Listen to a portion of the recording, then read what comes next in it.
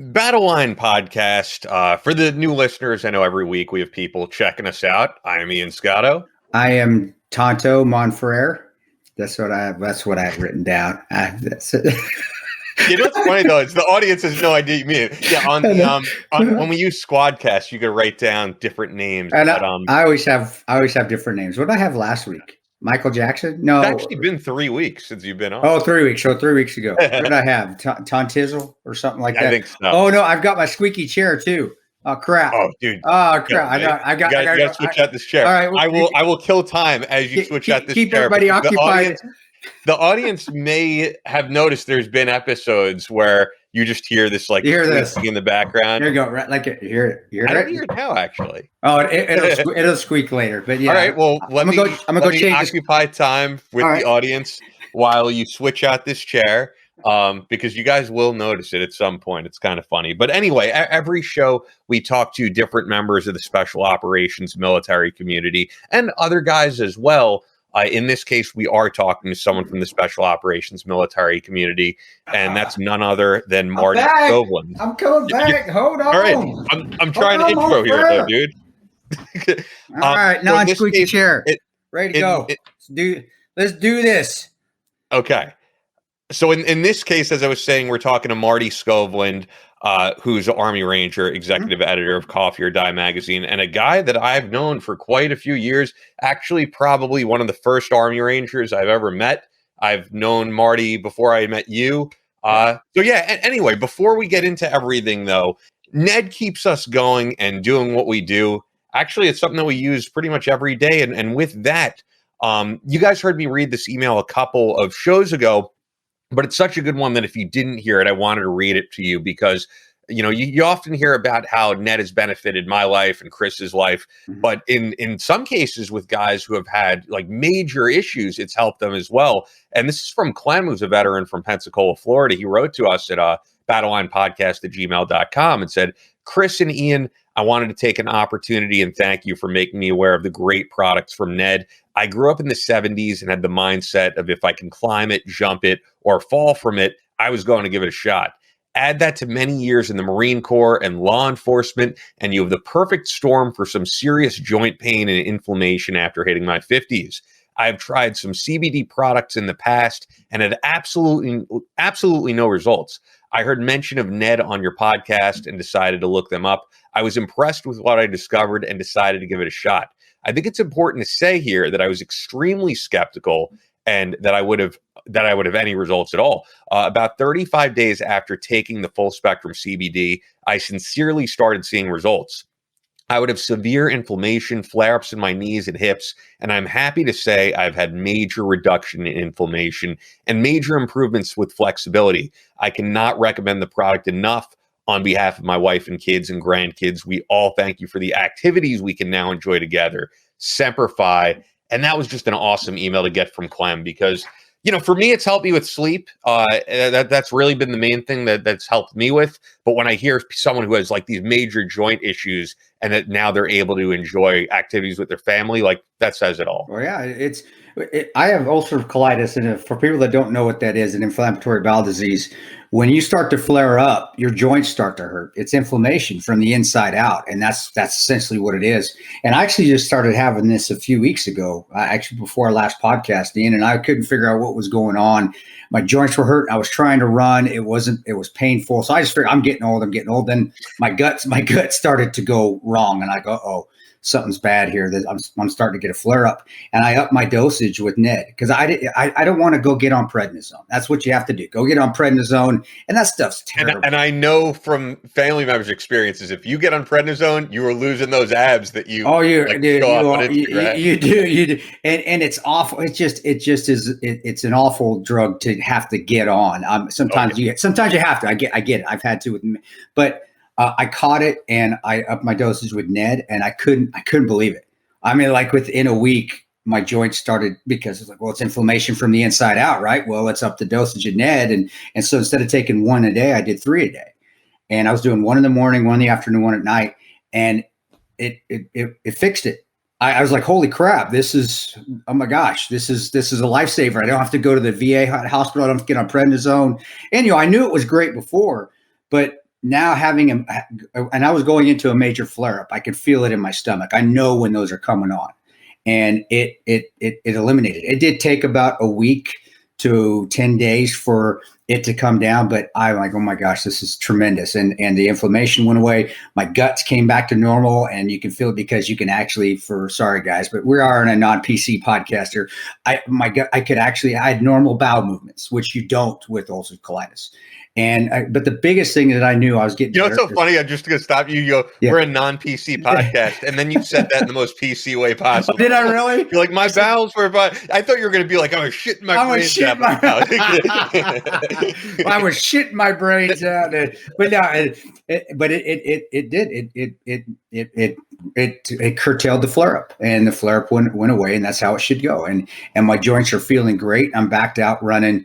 I ran 7 miles when I went to do my speaking event there in Ashland, Oregon, and it was incredible. So, guys, Ned, it does work. If you have inflammatory bowel disease, guys, I highly recommend you give it a shot. Now, you also have to take your medication that you do. I'm on mesalamine that I have to take every day. Don't stop doing that. That's not a hardcore like prednisone. It's something that keep you maintained, but add Ned into that daily maintenance to control your inflammatory bowel disease, and it will work. And your joints will stop hurting. That's the biggest thing that people don't realize with inflammatory bowel disease is your joints hurt because your inflammation starts in the gut and it comes through the outside. And then it just gets to your shoulders, your knees, ankles, and everything. And then if you have arthritis, of course, it's going to help because that's where the inflammation is in your joints. So do use it, guys. Inflammatory bowel disease, people out there, highly recommend it. Get it into your system. And you'll be happier for it. You're going to be active, and you're going to get back to a very healthy lifestyle.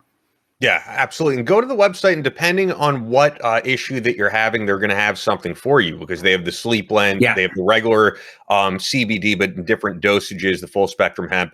And now they have the distress blend, which people are seeing amazing results from. And you can get a free sample of that. So if you want to try the new distress blend from Ned, a brand that we love and trust, as you can clearly hear, we have a special offer for the Battleline audience. Every order over $40 qualifies for 15% off. Awesome. Plus a free distress blend sample. Go to helloned.com/Battleline or enter Battleline at checkout to take advantage of this offer. That's HELLONED.com/Battleline to get 15% off plus a free distress blend sample on any order over $40.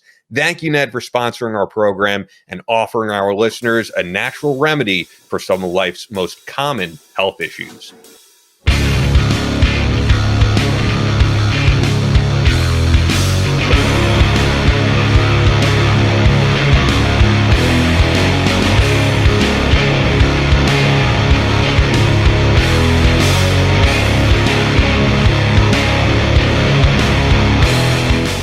From Omaha, Nebraska to New York City, from planet Earth to extraterrestrial life in space, a podcast with no equal, engaged in unconventional warfare through your speakers and headphones.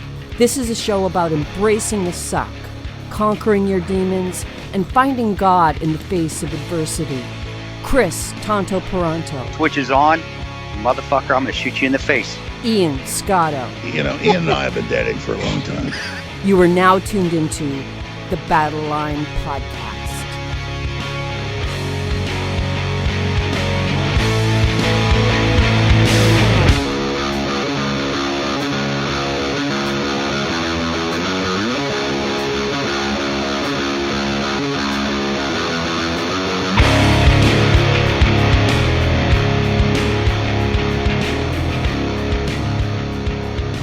The Switch is on, Battleline podcast. Very excited to have Marty Skovlund coming on. You know what I have to say, actually, as the intro is going here and people are hearing the intro under us, which, of course, was done by Jimmy Allen from Puddle of Mud. But you know the part of the intro where Alex Jones says, Ian and I have been dating for years. So Alex just did a podcast, like it was weird, in like a trailer. And it's with, I don't even know who hosted it, but it's with Tim Pool, it's Joe Rogan, and Blair White, who I'm a fan of all of them. I'm not a really big Tim Pool fan, to be honest. I like Rogan. I like Blair White.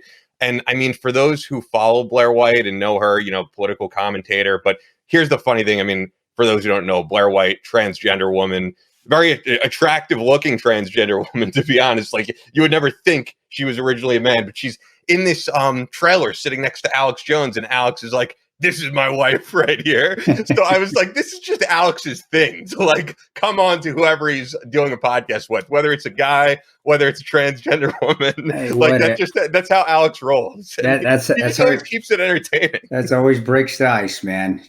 Sexual innuendos always break the ice. They do. I guarantee you guys pay attention to your own awkward moments with people that you're around that may feel awkward. I guarantee you'll do a sexual innuendo to break the ice, and you won't even pay attention that you're doing it, and you're going to do it. But pay attention to it now.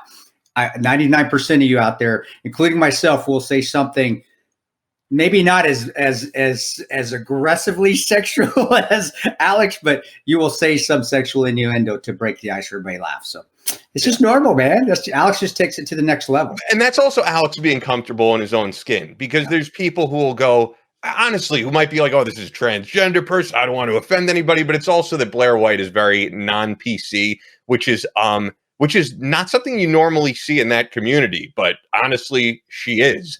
She kind of just says what she feels, and that's why like she'll go on a show with Alex Jones. Well, that's what you get. They got to be. I mean, if you want to be be normal, and you want your group, and I hate groups. I can't stand. We got groups for everything now. Group here, group here. Yeah, but I agree. If you want your group to assimilate and be treated normal, then be normal. Then be like that. Just be yourself, but not expecting somebody to not offend you or offend you. Why go into a conversation like that? Just go into the conversation, and whatever happens, happens. That's normal to me.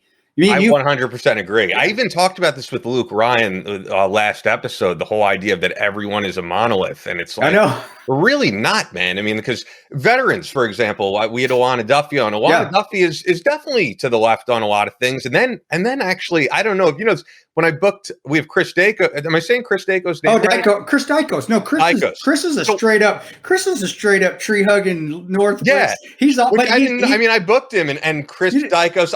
I didn't tell you this. I just thought it was funny. Just a backstory, guys. Chris and I served when I was at Ranger Battalion. When I first went in, Chris was he was in my squad, awesome Ranger, but he was always a little bit. We always knew he was a little bit of that tree hugger type, Northwestern, and he is like that. But his son's in 1st Special Forces Group too, if you didn't know that. So his son went to the Army as well. Chris is he's a different cat. Very, very smart though. But go ahead, man. Go ahead. Yeah, no. When I booked him, he said to me like, well, "What topics will we get into?" And I was telling him we're a very laid back podcast, and he was like, "Well, I think it'd be cool to talk about, and we probably will when we have him on." He was like, "Look, Chris and I have a very different view of the world, religion wise."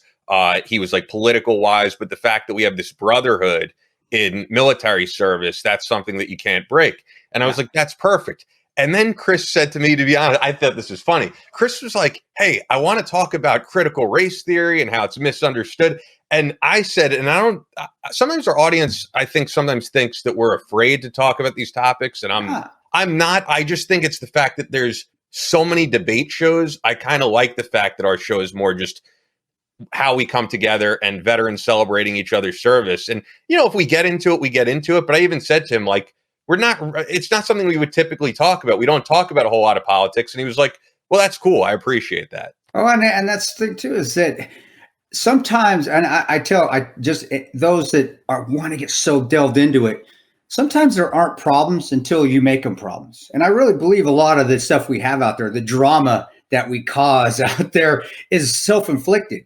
There's really not an issue until we want to make it an issue because it may fit with our movement to bring it farther, or believe our political beliefs, get an election won, or make money. Shocker that yes, a lot of these movements make a shitload of money, guys. I know that's hard to believe. I know it's all supposed to be, it's all supposed to be grassroots on the level, yeah, but they're making buttloads of money. That's why it's like, no, critical race. Why don't I want to talk about it? There's no reason we don't have it on our show. I don't care who, black, white, Mexican, yellow, who's on the show. I don't care. Let's just talk. How did you overcome adversity?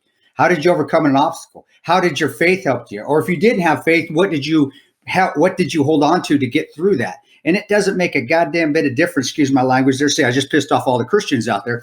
It doesn't make a damn bit of difference if you're yellow, green, black, white, Mexican, if you've raised poor, you've raised rich, if you've been entitled, if you've not been entitled. It doesn't make a difference to me. What did you do? And then people can form their own opinions. But coming in to racism, Jesus, no, we haven't. I didn't grow up that way. My grandfather, who was a picker, who came over to this country illegally and got his own farm, we never, ever talked about race. It was never, gosh, I'm Mexican, that's why the man's keeping me down. It was, I'm going to get up this morning, I'm going to work my ass off, and I'm just not going to quit until I reach what I need to reach for my family. He never once complained or thought he was being held back for being Mexican, ever. Neither did my grandma. I never heard it. And that's why I have those views of myself now as well. It's like, so I guess I'm not Mexican enough because I don't believe in racism. I was not raised that way. I was just raised, you get off your ass, you get up in the morning, you work your tail off. And if somebody puts you down, or if they're putting somebody in front of you that you know that you're better than, well, guess what you do? You get up and you work a little bit harder. So they can't not pick you or not think that you're being successful. And he was one of the most well-respected men in the community in Delta, Colorado, where, hey, guess where? Western Slope, where Ned is. Hey, a nice farm. That's true. So, but that's where we don't like to get into it. And that's me on my soapbox on that little bit. It's because overcoming is overcoming. It doesn't make a difference what is inside of you that drives you to overcome that adversity, to get you over that hump, to make you stronger. And can that help somebody else? Red, yellow, black, white, Mexican, Christian, Islamic, Muslim. Can it help somebody, Islam, Hindu? Can it help somebody else out there? Doesn't matter who they are, get through their troubles and trials and tribulations. Yeah, I think that's what sets the show apart for sure. I honestly thought it was funny. What we were saying too about the coming together thing, it was surprising to me. I don't know if you saw this. I was surprised by this, to be honest. WillCal actually reposted this, and it was interesting. So, I mean, everybody's talking about the Kyle Rittenhouse trial right now. And outside of the courthouse, as you can imagine, it gets pretty heated. There's Black Lives Matter protesters, sure. People on the side of Kyle Rittenhouse. And they very much came together and shared like pizzas. They ordered like these pizzas from Domino's, and they were shaking each other's hands saying, hey, I appreciate what you're doing out here. And I was kind of surprised by that, because these are sides completely opposed, and you would think they're at each other's throats. And actually WillCal even wrote, he was like, this is good to see. No, I agreed. I mean, it is. I wouldn't be out there protesting on either side, to be honest. I just feel like I have better things to do. But the fact that there's not, because the last thing I would want to see is more people getting killed over this type of thing, because people are heated and they have their strong views on it. And, the media doesn't help at all. How inflamed people get. Gasoline on it's money again, guys. It's just money. That's how you make money. Dissension, division makes money. If that Facebook, now we all knew this was going on, but if that Facebook whistleblower, if that hasn't gotten you to figure out that devices leads to more money and more control by whoever's causing the divisiveness, I don't know what. You're going to have to be smacked in the face with a brick that says divisiveness makes money for you to realize it, because that's essentially what it was. And to see that's awesome. No, that's awesome to see people coming together, because you know what? It doesn't make a difference what side you're on, because you're going to think you're right depending on sides. That's actually how wars are started, guys. That's how wars are started. One side thinks they're right, the other one thinks they're right, and they fight. Can I tell you something real quick? Because you're mentioning when I was on the team house, Dave Park said this to me before we recorded. I don't know how he got into it, but he was like, everybody thinks that they're right on everything, and he's like, and if you don't think you're right on anything, he's like, try to articulate like the argument for the other side, you know what I mean, that you're opposed to, and like do a good job of like convincing yourself. It's true. Like it's human nature. But I think people need to realize it and lose that cognitive dissonance and hear people out who think completely opposed, because you're probably not going to change your total opinion. But I'll be honest, like there were times where I spoke with Rick Unger, right, who's to the left on issues like healthcare, and Rick changed my mind on a lot of things because he's a very smart guy. And I think if you come in there with the attitude of I'm right on everything, there's always going to be stuff that you don't know as much about. Like, I mean, your expertise, right? Like, I would say is firearms and military issues. But someone like both of us, right, who don't work in healthcare, I could be convinced of something else by someone who knows their stuff any day. Yeah. And that's how you get smarter. That's how you get more intelligence. That's how you get wiser. That's why, for the most part, people in DC don't get wiser and smarter, because they have to stick with their ideologies, and they don't want their they don't want their ideologies challenged, because then they have to admit they're wrong, and then they have to go and say, hey, you know what, I was wrong. I campaigned on the wrong thing. Sorry, can't do that in politics, and that's why, again, we need to stop listening to what's going on up there in DC, what's going on, and just what's going on in front of me here right now. Just like the Kyle Rittenhouse trial with the two groups out there. What is happening right there? Well, if you listen to the media, they're going to go at each other, right? They're going to fight, but they took the time to figure out, okay, let's listen to this person. Let's listen to this person. We're on opposing sides. Oh my gosh, we're actually agreeing on some of these things. Oh my gosh, this person really isn't an asshole. They're actually really nice. Let's grab some pizza with them. That's America. To me, that's perfect. That's America. And that's why the show, you're right, getting into with Chris. And Chris is awesome, guys. I'm not dogging Chris. I love Chris. Chris helped me when I was going through a bad time. When I was first divorced and I got booted out of the military. Chris was in my squad. He was one of the guys that was there for me. But what I'm saying is that that's why the show, we don't get into that. How did someone that may have different ideologies than you do, how did they help you literally not kill yourself? That's my story with Chris and me going together. How did they help you pick yourself up when you're at your worst, even though you may believe in different things, or and ideologies, that's strong. I mean, that's like ideologies are set in stone. I don't know if I have ideologies. I'm always maybe not. But how does somebody that differs in their opinions, how do they still come together and help each other up, regardless of who the hell they vote for, who gives a shit, or what they believe in? And that's where I like having Chris on, because that was 1996. Here we are in 2021. So how many with my math, brother? I think 25 years? 15 years? Yeah, I was about to say 15. 25. Clearly better, 25. Yeah, 25 years. 25 years. And him and I, we're still friends. And we don't need to talk to each other. That's the beauty of this show, is that we don't get into that horse shit, even though it's so easy, it's low hanging fruit. It's so easy to talk about. Yeah. And I'm not saying it's not important stuff. I just feel like it's covered everywhere else. Yeah. But you know what I do want to mention, of course, before we get to Marty, mm-hmm. I wouldn't want to not mention, I mean, this week is Thanksgiving week. Thanksgiving is coming up in a few days. So I really want to make sure we don't go this show without saying thanks to the people who are deployed overseas and wherever they are. And I mean, there's still hundreds of guys in Afghanistan. There's still, what would you say, thousands of translators, hundreds, thousands? The numbers, man, I couldn't even figure out the numbers. We're probably there's hundreds of Americans there. Yeah, and I would say, still in Iraq, still in, and even just the guys deployed in Japan, in Germany, and for some of them, it might be their first Thanksgiving without family. So yeah, I loved, with overseas, it was always special when you had a holiday, whether it was Christmas or Thanksgiving. I usually post a Thanksgiving pic of one of my most memorable was the Kandahar turkey trot that we had, where my buddy Joe, Dirty Joe Dirt, he was a 10 Special Forces Group guy. He was the bigger clown than me. I mean, he was a huge clown. And he would build a turkey suit out of cardboard boxes and run the turkey trot around the base in southern Afghanistan. And it just made it fun, man. It made family fun. It made it like it was a family environment, and eating turkeys. And most times we wouldn't have ops that day. If we did, it'd be late at night. So we'd get the day to hang out. And it was fun. It was really fun. It made you, you missed home, but you were like, man, this is actually really cool. This is a fantastic experience. Man, these dudes are good. It was a good team building and bringing people together.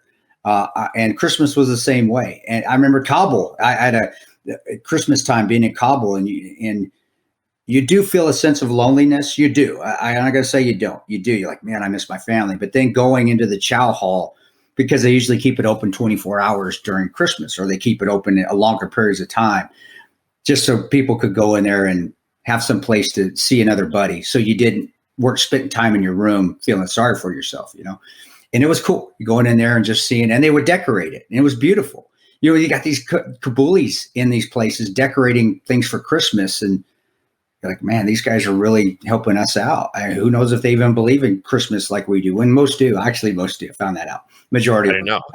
It may not be Christmas because of but they believe in the spirit of it's religious. It's religious. Yeah. And it was awesome, man. I have a lot of memories of that. But I also, have a lot of not regret, but man, I missed Christmas with my kids. And that's why Christmas and Thanksgiving are so special for me now, and that's why they get whatever they want, is because I missed not getting Christmas stuff for them, and missing the time. Like our trees are already up. I already say that's how Christmassy I am. So, but all you guys out there, all enjoy it. You do really don't feel sorry for yourself, all you men and women out there. If you ever get to hear this podcast, I think some of hey, I look at the stats on Simple. Are we getting some? We get people, in every country. I mean, we really do. That's Look, awesome. it's 90% America, but and also probably 5% Canada. I'm really spitballing here, but of that other 5%, there's Iraq, there's Japan, there's I do see that's awesome, and that's why you got. If you are out there listening, enjoy it, man. Enjoy it. You will have this memory it will stick with you for the rest of your life of how, but also how awful or how wonderful it is, and that's up to you. That's your attitude. That's how you have to handle it. If you want to feel sorry because you're missing home because you're away for Christmas, then it may not be that pleasant of a memory. But if you really try to enjoy being there and just experience being there with people, that you will come together, you will become tighter on a base because you're all together. That's your family for that day, and that's your family for your deployment. You're going to have good memories from it. Yeah, I guarantee you will, and you'll smile like I do when I think about it. So yeah, God bless you guys out there, and you're doing great things, and I admire you because I've been in your shoes, and but I have great memories from it. So make a great memory. If nobody else is doing something, then you do something and bring everybody else's spirits up. Make everybody happy and enjoy that time out there, and get them some presents. I don't know. You can always find something out there. So yeah, God bless you guys, and be safe. Be safe. Definitely. Yeah, that's great advice. Have a great Thanksgiving, guys. Truly.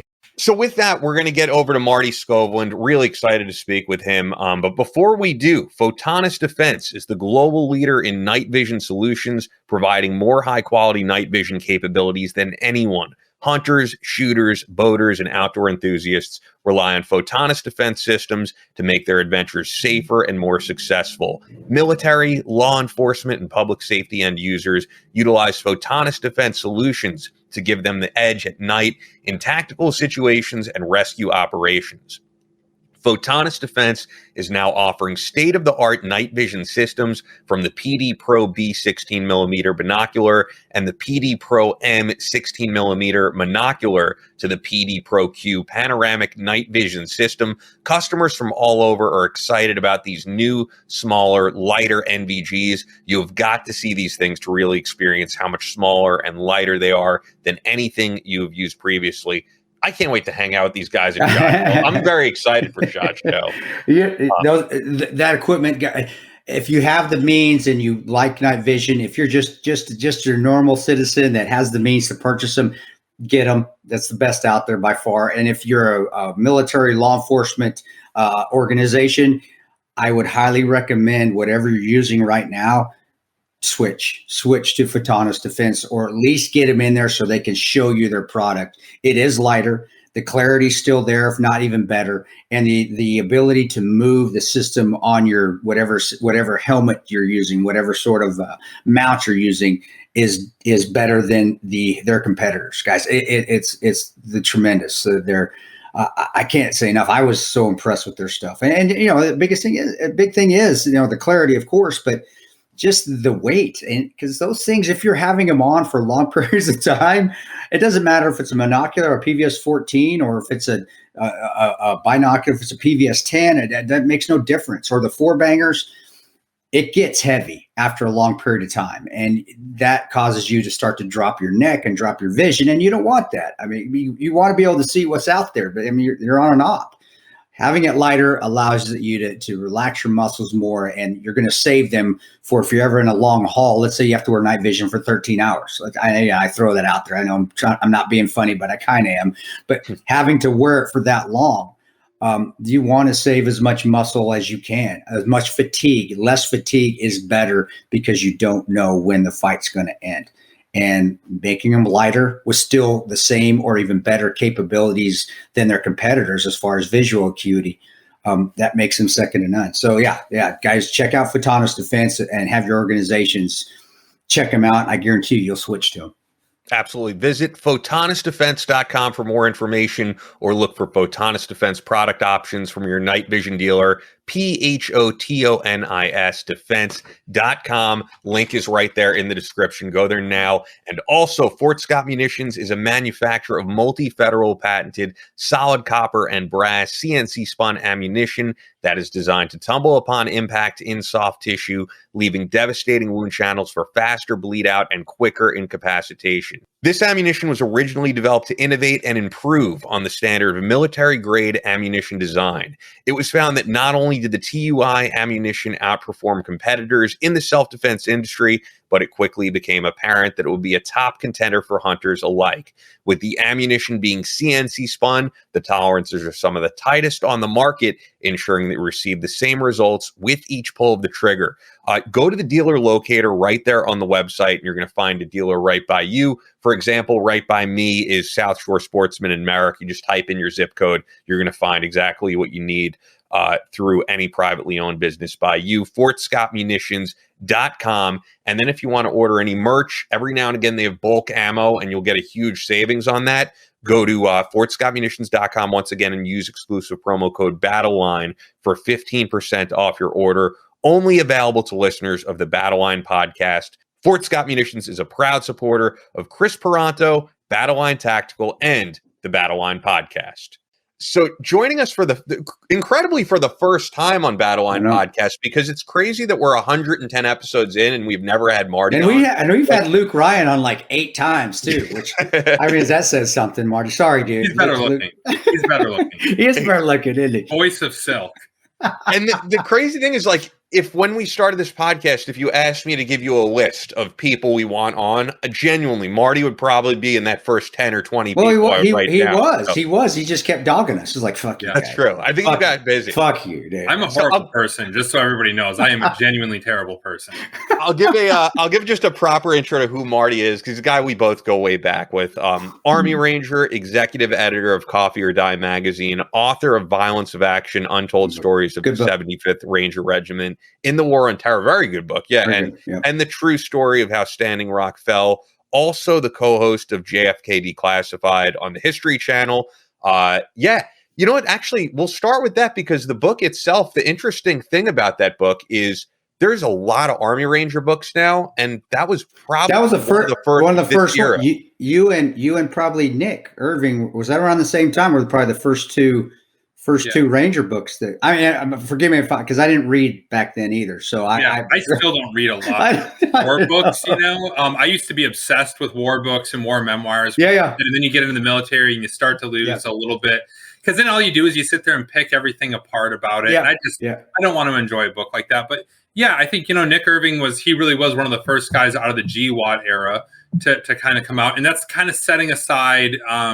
I think Nate Self wrote something coming out of the Talker Gar 2002 Robert Ridge thing. So I don't want to say we were the first, but I think that when you think about GWOT, memoir style, or history of the modern Ranger Regiment, Nick was definitely one of the first guys to kind of step out there with that. And I think my piece was shortly thereafter. And, obviously Jack Murphy was writing some stuff, but it wasn't, it was fiction. And, there was a couple of different guys in the mix, I want to say. I will say, though, that I think Violence of Action was probably one of the first pieces that really tried to encapsulate the transformation of the Ranger Regiment from what was the pre-GWOT Ranger Regiment to the post, I would call it like the post-2004 awakening, right? Like there really was a difference between what the Ranger Regiment was doing in 07, 08, 09 than what they were doing in 96, 97, 98, And Chris, like, you're one of those guys that can really speak to that, because you were one of those 90s Rangers, but then were around and continuing to work in the community and be around everybody. I'm sure for you probably saw that transformation firsthand. Well, it did. 95, 96, it was mainly airfield seizure. That's what we're doing. That's what our job is. And maybe block. And this was even before Somalia. We'll block for, but we were also, I was just a private at the time, guys. And so I'm on the outside looking in, but I had tremendous commanders. I had, Frank Grippy, Sergeant Major Grippy, General LaCamera was my captain at the time, Captain LaCamera. And they were also they were just getting back from Haiti, and they were trying to figure out, hey, wait, we're not a police unit too. And those guys, we're talking axe handles and shit like that. So they were also transitioning to, we don't do any of that shit anymore.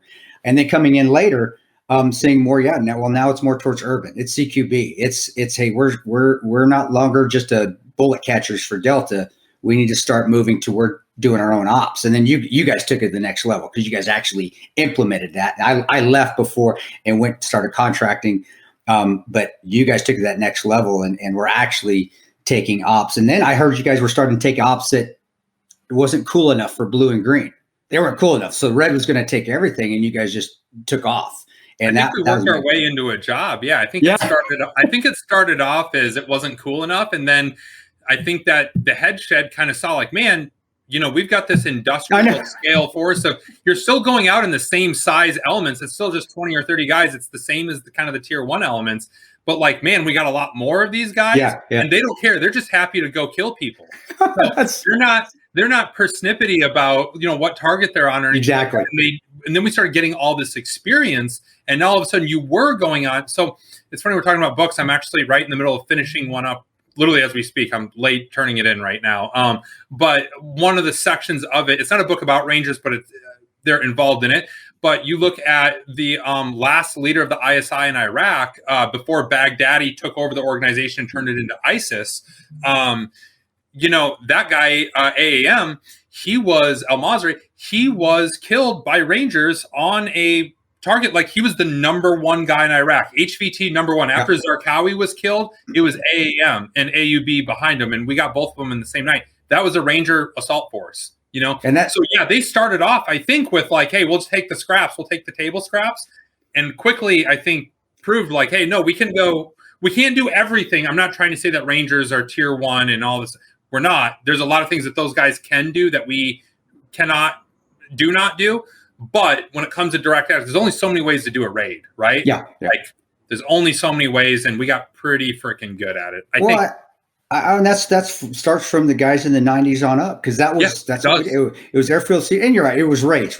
Well, that's what we do, direct action raids. We're assaulting, we're raid. And I do remember going to Yakistan and that's Yakima guys going to YTC and doing our rotary wing bilats up there, but raiding the cities up there, and that was in the 90s. But it really wasn't. It was well, for if anybody's going to go get an HVT, it's going to be Delta or maybe, and we're just going to go out and play. Well, just like Somalia, that's what we trained for. What would happen in Somalia? But you're right. It went to the next level with y'all, and that's why I admire it with just watching it from afar, and actually even being a contractor in the country at the same time. It made me feel proud. I really being sitting with Blackwater and doing my thing over there. Hearing what you guys were doing, and then also watching, I gotta watch, or we gotta be kind of in the same area doing our. It was like, man, those fuckers, those are badasses. It made me feel. I love the money I was making, so I didn't miss the money I wasn't making there. Yeah, but it was like, God dang it, man, I should have stayed. What the hell, Chris? For you, I imagine it's like you're in this world at that time that is drawing from all the different communities, and you've got. There's certain stereotypes about each guys. Like Rangers, everybody knows, like we can't shoot pistols worth shit back. I think they've gotten better since then. But like if you talk to a guy like Evan Hafer, he's like, yeah, man, when those Rangers came through, it was like we had to start 101 on pistol, right? Yeah. So, and there's stereotypes about every soft unit. But I imagine for you, it's like as you started to get new guys in and things like that, guys that were maybe coming out of that GWOT era of Ranger Regiment, I imagine you're like, oh man, wow, the quality of Ranger that's coming into my community now, my new community, is different, right? Like I imagine. No, it was you. And maybe you guys can say that I'm because I'm a Ranger. I'm being discriminatory against everybody else out there. But when a Ranger came in, he knew tactics. He knew basic, squad unit tactics. He knew small unit tactics. He knew individual IMT tactics. So whether it was getting out of a car or protecting a principal or anything, it was tactics, and the Rangers got it. That was what I loved. Everybody else, it was the Marines kind of got it.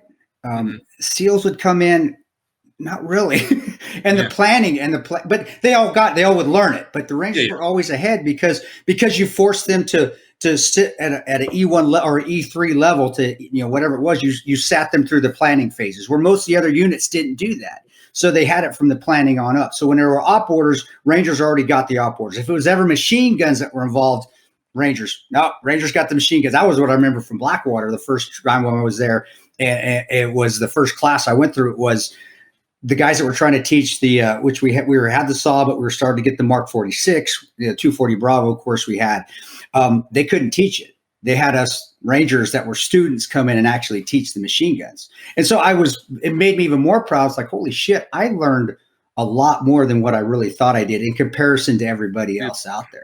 We have big egos in the Ranger Regiment. We have big egos, but I think that there's, compared to the other soft units, we have this institutional, like, the grass must be greener over there. They must know more than us. They must, because they have longer hair or get to wear beards more often, they must be better than us, you know? Yeah. And I think it's not necessarily that the opposite was true. It's not that we're better than everybody, but I think that the real truth of the matter is that the soft community, every different corner of it is not a monolith. They all different people have different things that they're good and bad at, but that Rangers weren't inherently just worse than everybody because we had this reputation of pulling blocking points, or we were the guys that had the shorter haircuts or more uniform, rigid discipline standards, things like that. In some ways, I think, especially as you look back at the last 20 years, I think that rigid discipline probably kept us out of a lot of trouble that you see some of these other communities. Yeah, no, you're right. Like the drug, we can get into that too with the drug and the hazing that goes out of control. I mean, I was hazed in the 90s. The hazing wasn't as bad when I came back in 1999, but it was bad in 90. But it was. But it was no one died like Logan. Oh no one died. No, it never got to that extreme. No, it never did, and it never would get to that extreme. Yeah, it got crazy. Yeah, those E4s, but again, there were always that. They knew where the line was, and you don't cross that line. But I needed it. But like you were saying, what I got out of that is that when I left, it's like, man, I learned. They taught us everything. I learned everything. It wasn't just one. Yeah, we may just do one thing here or there, but they were making sure I knew every facet. So I knew everything from planning phase all the way on up. I knew every asset, what I needed to do, whether it was just marching in a column to hitting a bunker, to hitting a full-size building, to coming in as a company and actually taking over a city, which was fun in Fort Knox because we could do that in some of the trainings. Yeah. And I was just really happy because it did set me apart. Aside from the pistol stuff, you're spot on there. I couldn't shoot a pistol for shit when I was a contractor. It took me a little while to figure that out. But you're right.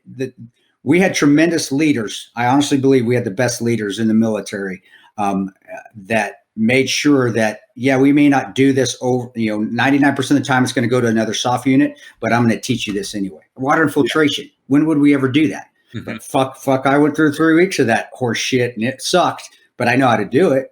And so, no, I agree, dude. I completely agree. A lot of those things, it's not just that the tactical world or the contracting world or whatever, that larger world.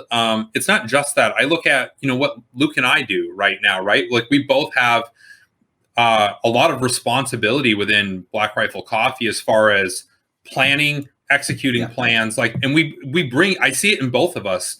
We bring a lot of what we learned in the Ranger Regiment over to this, like yes, it's owned by veterans. It's a civilian company. It's a corporation. Like it is a company, and we use a lot of that. But, like for me, I've got, Coffee or Die Magazine. I'm really proud to say, like, we send people out to get on the ground all over the world. We just published a video yesterday from one of my full-time editors who went down to the front lines between Ukraine and Russia, 50 meters away from the Russians. Like, I mean, we are sending people all over the place. And we have these things like, hey, everybody will, if it's a shorter trip, you're putting at least a 5 Ws in, a written up 1-page 5 Ws. If it's a longer trip, you're putting together a full op order, especially if it involves multiple people in multiple locations. You're using that op order format. That's tweaks, awesome. Of course, for like what we we kind of do. And then even from like our newest people that come in who aren't the most, we have some very experienced reporters and journalists and everything like that, but we have some people that are very new to it as well.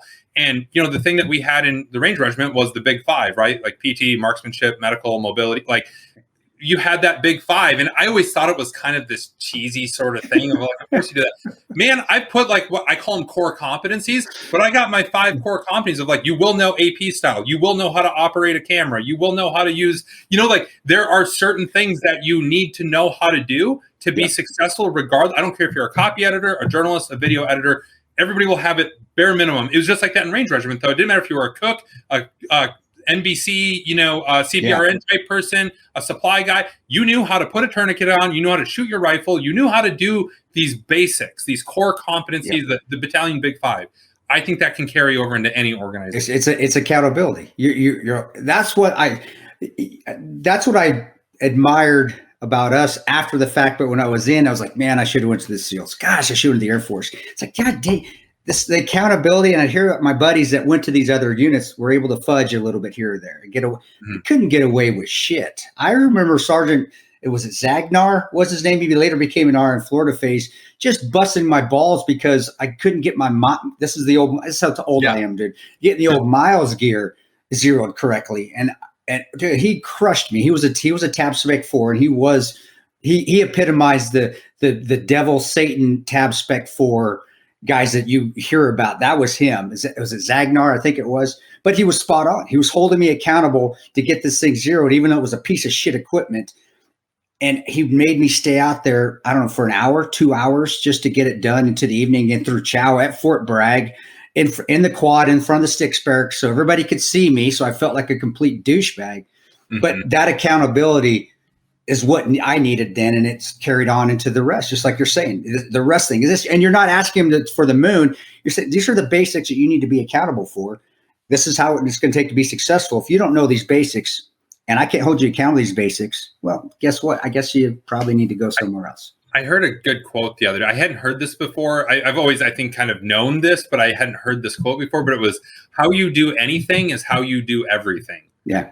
And it's kind of like, how you, the standard you hold to yourself to on anything is how you're going to be in everything. Like, you can't say I'm a really great this, but I'm a complete piece of shit over here. Like, it's not, you're generally, and I think that's why you see so many guys that come out of the special operations community, they then become doctors, professional athletes, go to the highest levels of whatever they do next, because they demand excellence of themselves everywhere. They are accountable to themselves first and foremost, and feel that incredible guilt that they know they're letting people around them down. Yeah. And I think that comes from, like you said, being out there in front of everybody, knowing like, hey, I hate myself right now because I know I could have done better. I know everybody else thought I could do better, and I didn't live up to. Like, that's something that lives deep inside you.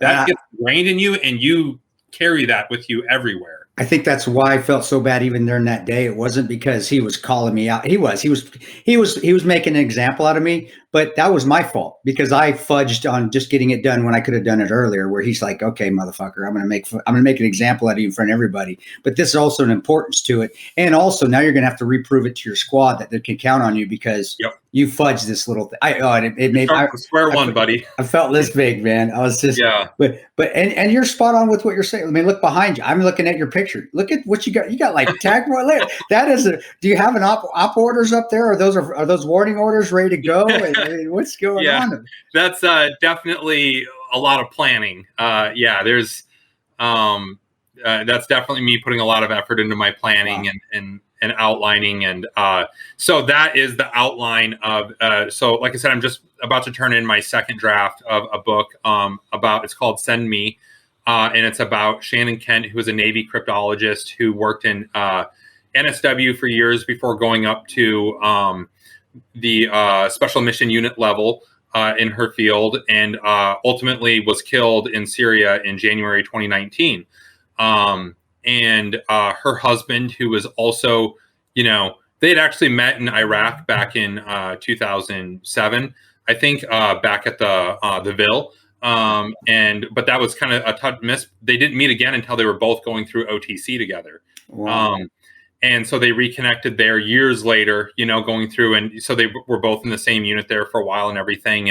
And Joe had, her husband, Joe, he was actually out working, for people. He just retired from the military and went into a different part of the, government service, and was out abroad working when he found out that his wife died, like he had his team leader come in and be like, hey man, I got to tell, and I won't spoil the book or anything like that. But, so after she died, he had to basically race home to meet her body at Dover, and 2 weeks later, she had this incredible impact. She spoke 7 languages. cancer survivor, raised 2 kids, worked at the highest levels of special operations, had an impact there, you know. And so she was the first enlisted sailor to ever be buried at the Naval Academy, to have her service at the Naval Academy. So Joe asked me to come down for that. She'd apparently read one of my previous stories and was a fan of my work. And so he wanted me to come do a story on her, and reached out through Evan, actually. And it's like, yeah, of course, I'd be honored. I didn't know anything about her at the time, other than clearly was not. I mean, back when that Syria attack happened, the news was talking about like, oh, is people out to lunch at a cafe or something like that. This, as Joe says, this wasn't the going out to lunch crowd. You know, and especially look at who died. It's like, yeah, that's not the going out to lunch crowd. So I kind of knew, you know, you can read these obituaries after a while, know kind of what people were up to, you know. And so I knew she was involved in some stuff, but I didn't know everything. And I go to this memorial at the Naval Academy, and, you know, meet Joe, meet the family and everything. And man, the stories that people had to tell about her, and who's telling these stories, right? This is a who's who of the most shadowy aspects of the SOF and intelligence communities that are at this thing. I mean, closed to the media. I was the only media person allowed there. And like, it was a closed thing. And listening to these people talk about this, and like, it was like, this was a really special person. Everybody who dies in service to the country is a special person. I don't mean to say, you guys know what I'm saying. No, I got you. Yeah. But like, this was somebody that was not like, they had left a very big impact on the world that we come from, you know. And so I remember that night telling Joe, I was like, man, I'm sure you're going to get, you know, because the New York Times did a piece on her, the Washington Post, all these places, right? And I was going to do my story. And, you know, I remember telling Joe that night, like, hey, man, I'm sure you're going to get all sorts of pitches from people that want to write a book about her and everything like that, because it's like, hey, female protagonist, special operator, died in combat. Like, it checks a lot of boxes, right? For publishers in that kind of world. Well, and in 2019 too, that was, you know, good or bad, that was the Me Too movement. It was all going on. So that's all going on. And that, good or bad, but that's the truth. Hey, that's just what guys. Yeah. If you're pissed off that I don't give a shit. That's just how it was, man. Yep. And so I told Joe that night, though, I was like, man, I just would like to throw my hat in the ring of people you might consider. And he's very polite. He didn't agree. He was very polite about it. I was like, yeah, okay, you know, we'll think, you know, I think he wanted to see what I wrote, you know, I think he wanted to see what all these different reporters, because I think they also probably all pitched him on it. I think he wanted to see who wrote the best story and stuff. And after I published my story on Shannon on Coffee or Die, you know, he called me like the next day, like, yeah, let's do this book. And so that started this progress. And that's what you see behind me here, of this timeline of somebody who spent nearly 20 years in service to their country, doing all these, you know, crazy things at every level. And then because of, man, there's a lot she did that I can't talk about, that can't be put out there. So how do you organize all this? And this is where that planning comes in, you know, to kind of tie all this back. I'm not using this just to plug my book here, but like, this all goes into, like, you have somebody's entire life that you have to tell the story of, and you have to do it while tiptoeing around a lot of really sensitive things, and talking to a lot of people who will talk to you on background, but have no interest whatsoever in having their name or anything like that out there. There's a lot of journalistic ethics sort of things that you run into, because you're recreating somebody's life, you know, and kind of recreating things that they did, but you weren't there. There's no video of it happening. So you got to be really organized going into this. It's a huge task to do this right. And again, it kind of goes back to that accountability and holding yourself to a high standard of like, I'm not going to put out a shit product on this. Well, and you understand security. You understand, you know, need to know. You understand where. I think that's why I would pick you. He understands it, and he doesn't have an agenda. Does the New York Times have it? Of course they have an agenda. Does the Washington Post have an agenda? Sure. Does Fox News have? They all have agendas. There's Marty Skovlund, who served with the Rangers, who wrote 2 books, who knows what clearances are, knows what need to know is, knows what things he can put out there could get people killed. Does he understand that? Yeah, I'm going to pick Marty, because Marty doesn't have an agenda. He just wants to tell the story. And he's a pretty decent writer too. That helps. Yeah. You know what I'll throw out there too? I mean, beyond just your service, Marty also doing the piece on Standing Rock, which led to the book. And, you know, you went out there during those protests and you interviewed people on both sides, and you weren't in there with any specific, all right, I'm going to write by no means write a hit piece on the people protesting this, or, you know, about the Native Americans that were there. You were able to look at this as objective as possible. And Like, that's just what you do, and you have great integrity. Yeah, I've tried to make that kind of my brand, is like, yeah, you'll know I think that's like a good reporter, right? Is you go into something genuinely curious and want to know more about this thing, and then relay that information. I tell people all the time, I think there's a lot of crossovers between a reporter's job and somebody in the IC and the intelligence community. It's like you're ultimately going out, interviewing people, cultivating sources, writing reports about what you see, what you hear, and what can be proven. And in the IC, it's like, hey, it's going to result in people having to go put their life on the line.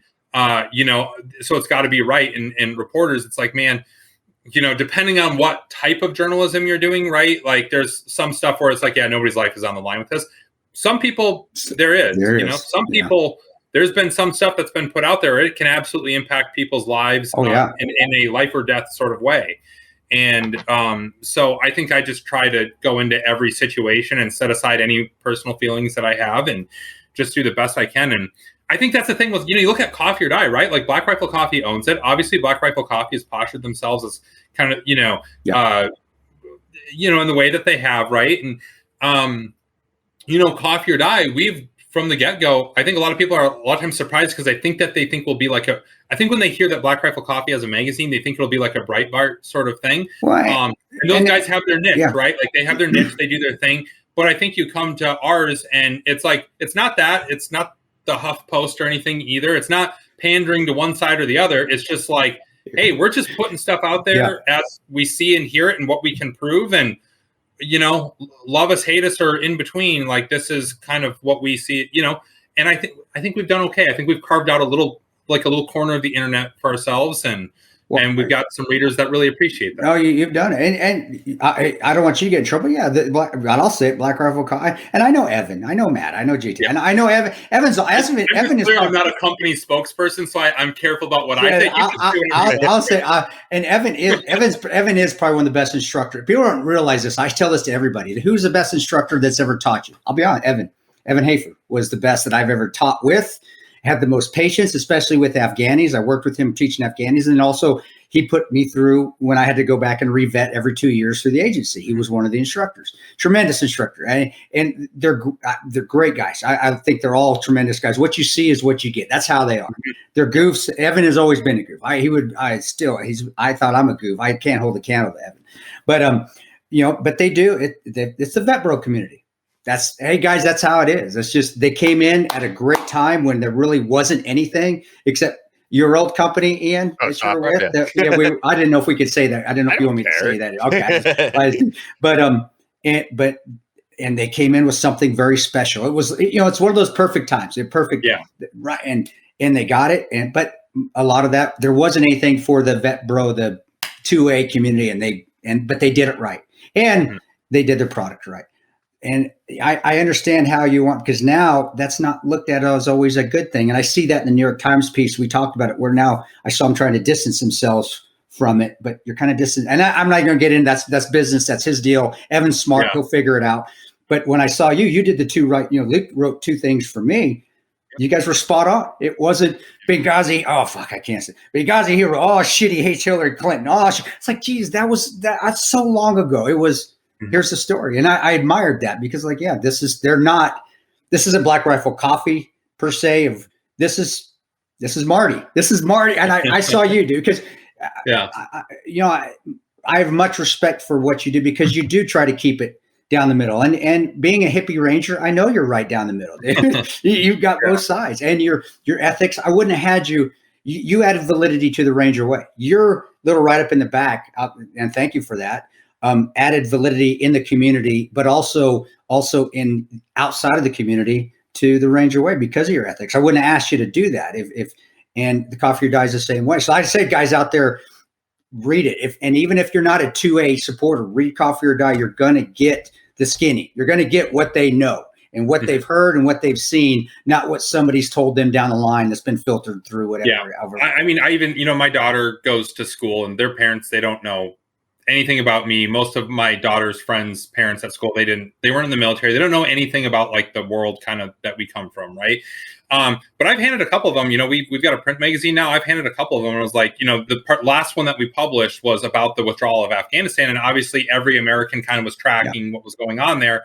And some of them they kind of know that I was in the Army or something, right? Like, and they kind of asked me about like what I thought about it or whatever, and I'd hand them the magazine and be like, hey, it doesn't really matter what I personally think, but like if you want to get voices from a few different people that kind of come, like what do veterans think? And it's not a monolith, but what do a couple of different veterans, like, read this magazine. There's a bunch of good stories in here, a bunch of different opinions represented, a bunch of different feelings represented. This will give you an idea about what the people who kind of carried the burden of this war for the past 20 years think about all of this. And you as Joe American that just, good for you, didn't have to be involved with it really at all, wasn't impacted by this 20-year war, like at all. Read this and you'll kind of understand a little bit, and I don't like fault people for like, oh, they didn't join the military. It's not that sort of thing. It's just like, hey, if you are curious and you want to know how people feel about this thing that kind of were intimately involved with this, that I'll hand them that. And yeah, our magazine is like, it's oriented obviously towards people in the military, first responders, veterans, like that sort of demographic, but it's not exclusive to that either. Anybody could pick this up and that's true. Probably find at least a couple stories in there that they are either entertained or informed by. Yeah. Hey, man. You know what I wanted to ask you, Marty, because I was just thinking how Chris mentioned, all the notes that you have in the back. And the funny thing was the last time I had Luke on, he has the exact same thing, the storyboard in the back, which shows me that you guys really love writing. Because beyond just writing articles for Coffee or Die, you're also writing a book. You're always writing something new. Like you'll take a break from a writing project to do another writing project, and you really have to love it to do that. So I was just wondering, as we said, you wrote one of the early books about the modern day Ranger, I guess you could say. Yeah. When did you start writing? Right around then. Yeah. Was there a reason, brother? I guess I want to say, going into that, how did you, were you going through anything? Were you just trying to find direction? Cause you just I got to do something. And most Rangers, it's not writing, brother. I hate writing. I'm glad I did the books I did, but I don't want to do another.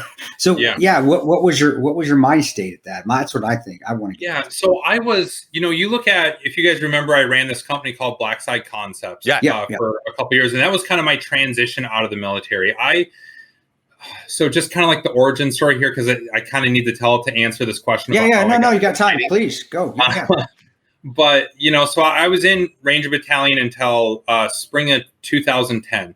And at that time, my last two deployments, I was doing some stuff that I'd found kind of a different passion in the military on like the technical surveillance side. And I, knew that there was units that specialized in that sort of thing. And that was like, okay, I want to stay in the military. I plan on doing like a full 20 years and I want to go to that level. And to do that, I'm going to change my MOS to be a cryptolinguist, go learn a different language, learn the tech side of this stuff, and be really great at this thing, right? Like I was never that guy that was like, like G.I. Joe assaulter. Like I was never like, there were guys that were really good at that, and lived and breathed that. That wasn't really me, but I really got into this like technical surveillance stuff, and that's what I wanted to do.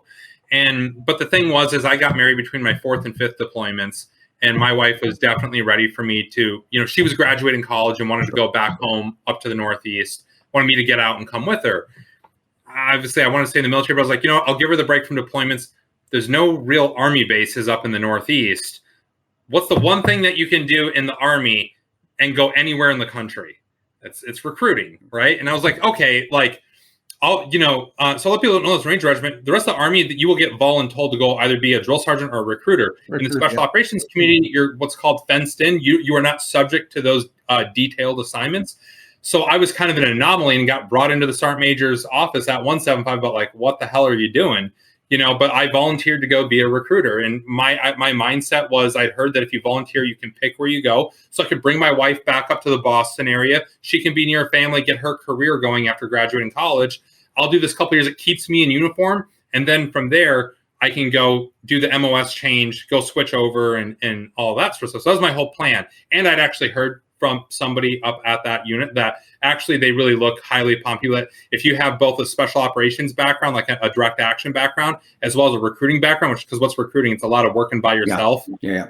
You have to be kind of mature to go do that job and represent, the military and communities. And they actually like that would actually be a pretty killer resume as far as getting your foot in the door at this unit and being seen favorably. And so I was like, okay, Roger, if there's a way I can differentiate myself there from all the other Rangers and soft people, you know, so we did that. I volunteered to go be a recruiter. We didn't get quite the Army being what it is. They didn't get me in Boston. I ended up in the middle of nowhere in New York. Where in New York? Where in New York? Close, man. Northeast. Yeah, Northeast. In the Finger Lakes area there. Yeah. Wait, so, what area? In the Finger Lakes area, like 45 minutes. Which really is like middle of, but it's beautiful. Beautiful. I liked living there. Was not where we were trying to go. Sure. By about 6 hours. Yeah. But so we go and do that. And during that time, like I said, my intention is like I went and took the D Lab, crushed the D Lab. Wow. You know, I'm getting ready to make my transition. We're like, okay, we're going to go up to Monterey for a year and a half, learn a different language. Then I'm like, I'll probably, you know, before I apply to this unit, I'm trying to go, I need to get experience doing this new job. So I figure I'll go to like a SOD A or something like that in 10th group. Maybe I'll try to get to like Stuttgart or do something cool like that, you know, and go work on a SOD A for a year or two and then throw my packet in to go to this other place. That was my plan, right? About 2 years into that 3-year recruiting tour, I had this recurring memory, not a nightmare or anything like that, not like a flashback, but just a recurring memory that really stuck with me of on my 4th deployment, we just had this really stacked platoon, right? This was 2008 going into 9. People had started transitioning over to Afghanistan. We were the half asset, the helicopter assault force asset for the entire country of Iraq. And it was literally like, man, we're landing on rooftops in Mosul one night, Baghdad another night, El Qaim another night. We had our platoon sergeant was this rock star. He is now somebody that has continued to do incredible things. We had a great PL. The squad leaders were all rock stars. 2 out of the 4 of those squad leaders are at tier 1 units. Wow. Our team leaders, we had alpha team leaders that are typically an E5 slot. We had E6 alpha team leaders. Wow. Senior E5 Bravo team leaders. Like the retention in our platoon was through the roof. We had outside of the 2 new guys that we had that had just showed up before that deployment, the privates all had 1 or 2 deployments. Wow. Like this was a stacked platoon. And I just had this recurring memory of get in the ready room one night, getting ready to go out. It wasn't anything special. I don't even remember what we did that night, but it was just, jocking up for another mission. And I just remember kind of looking around and it just hit me. And I kind of took it all in about how lucky I am to have stood shoulder to shoulder with these, to be jocking up with these guys, and going out into that moonless night with these guys to go do bad things to bad people. I'm giving myself chills right now as I think about it. That's awesome, man. No, that's awesome. That's awesome. So, 2 or 3 years into a recruiting tour, I'm a little ways through a pack of beer and like, man, I need to write this down. I know how fleeting memory can be. And I was like, let me just write this memory down. And, I did. And I got done with it. I was like, oh, this is kind of cool. I bet some of the guys will think this is cool. And I kind of, put it out on like social media or whatever. It kind of ended up like going viral through definitely through the soft community and then through kind of the larger military community. And all of a sudden guys are asking for this, on a shirt or a poster or something like that. And that launches this whole idea of Black Site Concepts. I'm going to put this out. Yep. Well, that company started to do really well. That leads me to get out of the military. I'm not getting out of the military to go be a writer. I didn't realize it at that point that my actual talent here is writing and is storytelling, not being some sort of like businessman entrepreneur. But that's what I thought I was getting out to go do. Is this is going too well. If I suck at it, I can always come back in. I'm a recruiter. I know how to do that. That's what I did. So I go run this company for a little bit. And while I'm running this company, I move out to Colorado Springs to be closer to Leo Jenkins, who I brought in on that sort of stuff. And we, while I was living out there, I found out that one of the Gold Star mothers, and we'd launched a blog at this point, like Hit the Woodline and later Havoc Journal and stuff. And again, I was writing for it. These things were performing very well. Hundreds of thousands and eventually millions of people were reading them per month. I still didn't realize that this is where I need to be focusing my efforts, not peddling t-shirts and posters and shit, But Violence of Action came about because I get out to Colorado, I'm running this business, and a mile down the road from me is a woman named Scotty Domay. Scotty Domay is the mother of Sergeant First Class Chris Domay, who was killed on his, I believe, 14th deployment as a Ranger. Wow. Legend out of 275, just really incredible guy. And I remember going over to her house one day because I wanted to give her one of our prints or something, because it's like, hey, I got a Gold Star mother living right down the road from me. I should go give her something, you know, like, and say hi, introduce myself. Well, I come into her house and she's got a little kind of like shadow box area of all of her son's stuff. And she's asking me like what the basic stuff in there is, like what, you know, and she's asking me like, what's a JTAC, and these things that were like the identity of her son. And I realized like she knows nothing about this legend. Her son is a legend and hero, and she doesn't know anything about it. How many other guys are like that? Because what is the thing about the Ranger community? We don't fucking say shit. Yeah. Until like we don't talk, yeah. You know, and there's nothing out there. How many other kids, parents, wives, brothers, sisters, all these other things, you know, and I had a hunch back then, even though I was fresh out of battalion, I had a hunch, hey, you know, and we were all, OPSEC this, we don't talk about anything. Man, when you get older, that's why all these Vietnam guys are writing books right now. Because when you get older, you realize how silly that is. You need to record this stuff to inspire the next generation, to record history and record the sacrifice of your brothers in arms. But because you write about others, or if you write about yourself, you're doing it like you said. Yep. I'm writing about myself, but I'm writing from the perspective of, God, how lucky I am to be with these fucking awesome pipe hitting sons of bitches. And that's the difference between most Ranger books out there than others. It's not, they look what the fuck I did. Look how hard it was for me. It was, holy shit. Yeah, it was hard for me, but what got me through was that my buddy that had it harder, and he was sucking it up. And that's awesome. And Havoc Journal, guys, if you haven't, don't go find that's like some of the best. And it was in the beginning stages. That's how I got to know who you were, through that. And then Leo, who we've had on the show before, Leo's an awesome, love that surfer, Jeff Spicoli, motherfucker. But go find the Havoc Journal stuff. That is straight up hardcore at the beginning Ranger. If you want to know what it's like to be a Ranger, read Havoc Journal. I can't tell you anything. Go read any book, but go read Havoc Journal and find all that old. That's how to be a Ranger. But when you said that, I'm like, holy shit, I forgot about fucking Havoc Journal. That was the shit back in. But a lot of that became what was in Violence of Action, I would say, right? Like Violence of Action kind of is those stories, right? Well, Havoc Journal was bigger than just the Ranger community. That's true, because of just where we came from. Yeah, we tended to have a lot of Ranger stuff on there, but all the stuff that was in the book, you know, we went out and talked to, you know, the goal, like I said, after I talked to Scotty and was like, okay, there needs to be something that tells the story. And I just kind of made the goal of like, all right, first 10 years of the GWOT, let's show, I knew the Ranger, and I was, you know, coming off of, there's a little bit of, I'm coming off of recruiting, and constantly had people being like, oh, I guess you weren't good enough to be a Green Beret or something like that. And so there's a little bit of my chip on my shoulder. Like, people don't realize how much the Ranger community has contributed to the War on Terror. Like, people have no idea. And, you know, it's just like we were talking about at the beginning here. Like, we're going after some of the top people in the country after a while. And so it's like, all right, we need to do a book that chronicles the first 10 years, because then I don't run into too many OPSEC things, right? Like, I don't want to do current day stuff. So let's say the first 10 years. And I'll just talk to everybody from the initial jump into Rhino up until, you know, the most recent kind of, you know, Team Merrill type things that were happening in Afghanistan. And try to represent every year and tell the story of one, like these very human stories of guys in combat. It wasn't a tell-all. Like, we're not talking about the specific equipment we used, or, you know, it's not a tell-all. It was just those human moments in combat. And then also talk about the transformation of the regiment, how we changed as an organization, you know? And I did it right. You know, we did that book and I ran it through the regiment to make sure it was good to go and all that sort of stuff. Like, we did it right.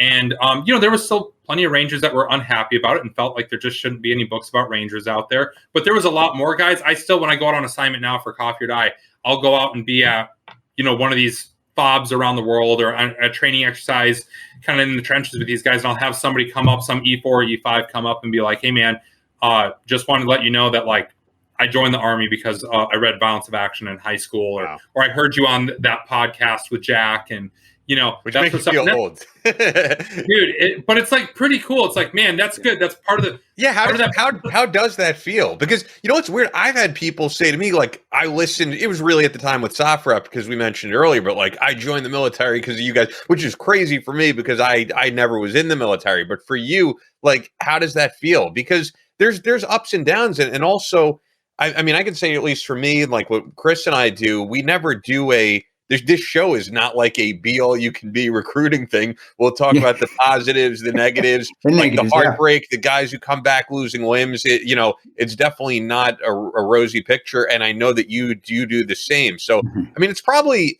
I would assume, like a little different to hear that, because especially with you being a recruiter, these books were not made to like romanticize this, go out and join. There's a lot of negative stuff. That's how I was as a recruiter too, though. And I think that's why you saw a lot of the people that I put in the Army ended up going into the special operations community. There's a saying in the recruiting community of like, you recruit in your own image. So if you're a supply guy, you tend to put a lot of people into supply and logistics. If you're a medic, you tend to put a lot of like medical people in, because you just tend to seek out your own type, know how to talk to them, and then they end up coming in kind of because of you. A lot of people join the military because of their recruiter. I don't think a lot of people want to admit that, but I tended to put something like 18 people into the Ranger Regiment, another 2 or 3 into the SF community, talked countless SEALs out of becoming SEALs. But my whole thing as a recruiter, though, is and I think this is why I was successful, is because I completely railed against the notion of the recruiter that sugarcoats everything and paints a rosy picture. I talked about pay problems. I talked about how I'm supposed to be in Boston right now, and instead I'm in, Auburn, New York. And, I talked about all that stuff, and I talked about deployments. I was like, man, you realize deployments, like, you will do some of the coolest things you've ever done in your life, things that you could never possibly wrap your head around. And then you will also do some of the shittiest things that seem like the biggest waste of time. Like, you will never get months of your life back that you wish you could get back.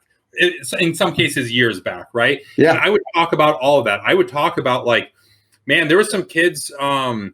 There were some kids in the office the day that I got a phone call about a couple of guys that I knew very well and grew up in battalion with who'd been killed. I got the call that day, and I just happened to be at work in the office, and it's not like I broke down and cried, but man, I fucking threw my phone against the wall and smashed it in pieces and just stormed out. And thankfully, the fellow recruiters that I worked with, they kind of covered for me. It was like, hey, man, I don't know. They told me later, they're like, hey, we told me, like, we don't know what just happened, but Marty doesn't act like that. So it must be something, Yeah. And so I was very fortunate to be around some good guys. And those recruiters I was around, like, man, one of them, none of them came from the soft community, but like one of them had 2 Purple Hearts from Fallujah. Wow. One of them had a Silver Star from the Korengal, was in the same firefight as the guys that got the Medal of Honor from that. Like, I had some fucking pipe hitters as fellow recruiters. And so it was a great environment to be around and those guys. But I never, for that reason, it's like, man, the military is not for everybody. If it is for you, though, no, you will experience the highest highs and the lowest lows. And for that, I think it's a worthy thing to do, if even for just a short period of your life. Maybe it's not your career, but man, I think it's a good thing for a lot of people, and it's not right for everybody. No, some people shouldn't. They would be of better service to their country in other forms of. I think everybody should serve in some way. I don't think that the military is the only way to serve your country or your community. Well, and you just got to steer them correctly. I wasn't. I'm glad it worked out for me twice. I fuck up and then get back in again. But you're right. You have to be honest. And the way politics are nowadays, and that's hard for me now, is because I've seen behind the curtain, like really behind the curtain. So when people ask me now, and they do, a kid, hey, should I join? Or hey, I'm going to join the military. I still don't talk them out. I'm very honest. Like, hey, you do it, but do it because you want to serve your brother to your left or your right. Patriotism, yeah, I know you've got a little bit of it. You might lose a little bit of that, though, because of what you're going to see, especially if you're going into the soft community or you want to go that route. But it still is very honorable. But just know that, it's not sunshine and roses, and you might get left behind. You never know from your government, but your team, your buddies will never leave you behind. Yeah. And that is something that you can't get anywhere else. You bring up, you might become less patriotic. I don't think it's that you become less patriotic. I think it's that you go from being infatuated with your country. The romanticism. It's like when you're infatuated with a new girl that you just met or something like that. It's the difference between infatuation and being in love. Love despite the shortcomings, despite the things that are wrong with a person, right? None of us are perfect people. Our country isn't perfect. But I think after you've served your country and seen the good and the bad in the most extreme scenarios, you have this deep love that is like a marital sort of love. Yeah. You know, it's not that new love. It's not that infatuation of like, oh, I want to, you know, I don't want to take you home and just, you know, I don't know where the lines are. But you know, it's not that. It's not that new teenager puppy love that I think you have when you first join the military, where you're like, yeah, America, you know.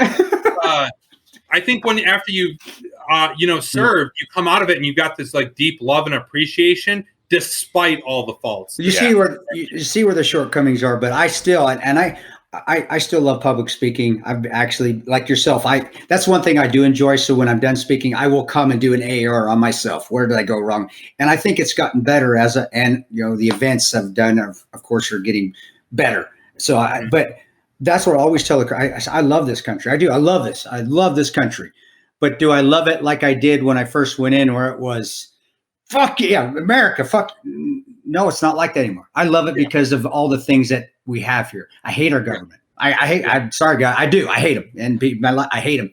Hate every part of it. I think it's a piece of just a broken, and you have terrible people in there. But as far as the people in this country and this country itself, I love. We're still in the greatest country in the world. So you're right. You're spot on. I totally agree. And that's I'm glad you put it that way, because I didn't think of it that way. But you're right. That's a great example. And for new guys going in, listen to Mr. Skovlund. He is super intelligent. He knows what he's talking about. You know the thing about love too, just like with your kids and things like that, you love your kids, you also hold them accountable. Yeah. You know, and that's where I see myself now and what I do with like reporting and things like that. Just because you hold your country accountable or your government accountable or the military accountable doesn't mean that you don't love it or you don't care for it. It's, hey, I'm grounding my kid or disciplining my kid because I want better for them. I want them to learn from this. I want them to be better. It's I'm saying something because I care. It's like in battalion, it's like be nervous when your team leader quits smoking. Be nervous when they give up on you and you're not even worth smoking anymore. Because you're pretty much smoking, they think you're salvageable. They want to see you develop. You know, it's like with your kids. It's like that with your government. And like I said, I think like what I'm doing now with reporting and journalism is like when we have to. I would love to tell good news stories all the time, right? And just kick ass like human interest, like people doing rad stuff in rad places. Like that's fun to do. But occasionally we put these things out that are like holding people accountable. And, you know, we don't do it because we have malice for the country or malice for anybody. It's because we want it to be better and we expect better as taxpayers, as Americans, as people who have seen what has been sacrificed in the name of this country. We expect better. Yeah. You know what's interesting that I wanted to mention when you're talking about this, about love of country, about people being recruited. I could say this from as objective of a standpoint, you know, from what I do.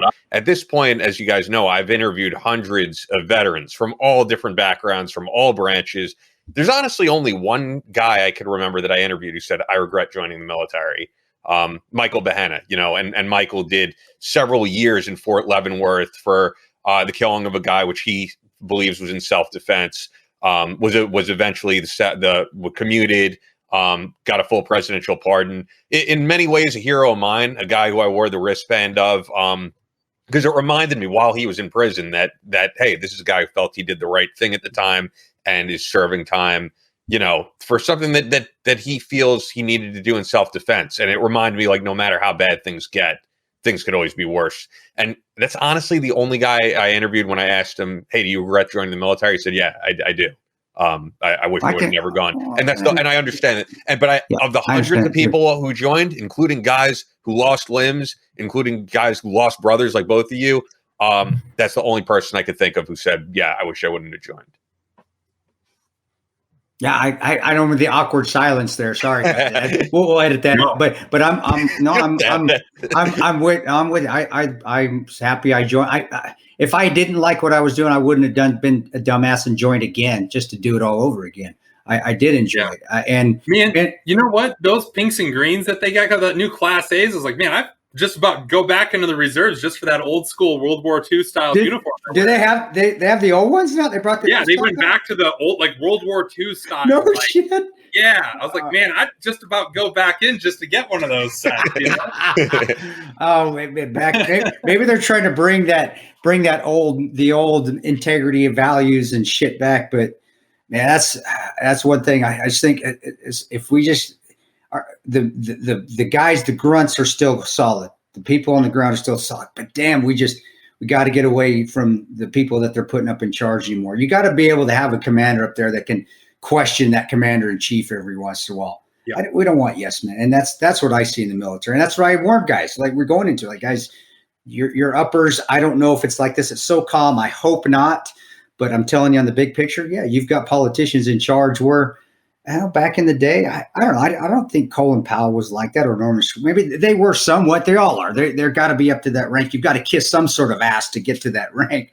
But I just, I think it depends on the person, right? Like there's a couple of leaders that you see are like, oh, that person seems like they're probably questioning everything that they're told.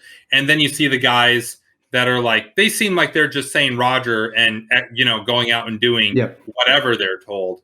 And it's like, and I feel like that's probably not unique to just right now. But I think that the people that we remember in history and the reason we probably have rose-colored glasses about back in those days is because the people that we remember are the ones that did stand for something. Yeah. They're the ones that, nobody remembers the people that were just yes men and went and executed. Nobody remembers them. It's the people that went up and made a difference and stood up, and like those are the people you remember. And I think it'll be like this even now. I think that 50 years from now, I'll have grandkids or something that are like, man, back when you were there, it was just nothing but heroes and also like, you're just only seeing the people that were like the heroes, that's no, so, I don't know. I just, but I mean, Ian, to your point, I don't regret going to the military, but I don't really regret anything I've ever done. I've gone through.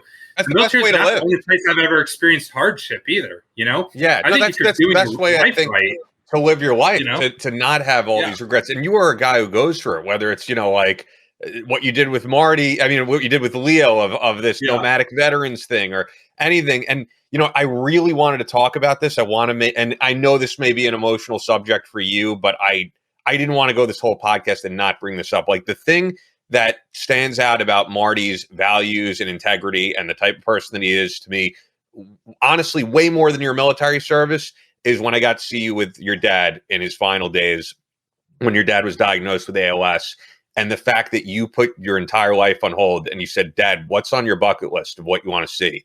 And your dad had countries he wanted to see in New York City, and you cool, took him all over the country. And the fact that I got to meet your dad and that his attitude, like the fact that your dad knew his time was ticking and he was only going to be on this planet for so much longer, and he had a huge smile being with you and getting to see all the things that he wanted to see, like that attitude was incredible, and it's something I'll never forget. Well, yeah, that trip that, so we were on our way to Norway because that's where his grandparents immigrated over from Norway. He'd always wanted to go, never had the chance. You don't look, you don't look Norwegian. I know, right?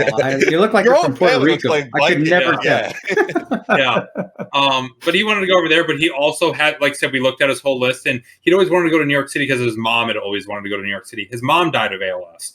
She never got to go. And so he wanted to kind of complete that unfinished business for her. And so it was just a quick, kind of one night stopover. I just made sure to schedule the flights apart so that we could have a night there. That's cool. It was really cool to be able to hit Ian up and do something with my dad that I don't think I would have been able to do otherwise, which was take him up in a skyscraper in New York City and in Manhattan and kind of show him a view from the city that he probably wouldn't have seen before, Well, and a lot of people still won't see you. And that's awesome, man. That was really cool. And my dad, for somebody who'd grown up in South Dakota and seen a little bit out there while in his couple years in the Army, but he'd never been in New York, never had really any interest in it. Man, he came back from that trip and he was like trying to talk my mom into moving to New York City. He loved it. He loved Ian. He loved the people that he met there. We went over to Emmett O'Looney. Did you guys say, did you go to Emmett? I'm going to ask you, did you go to the pub? As long as it was there, every time I've gone to New York City, I've gone to Emmett's pub while it was there. And I don't think it's there now. Yeah. But no, and I still talk to him every once in a while, But he's probably listening. He's a great guy.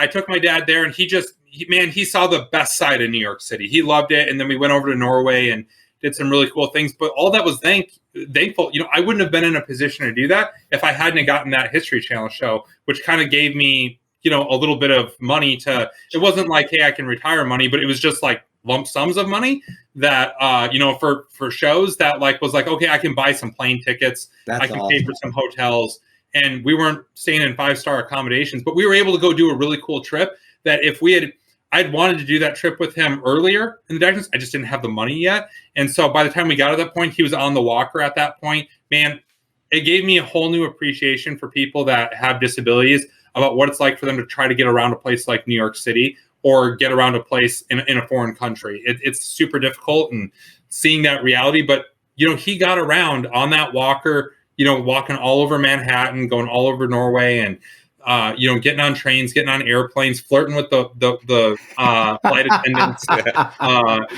It was really cool to see. But if we had waited even another month to do that trip, we wouldn't have been able to do it. Like, that's how fast he was going.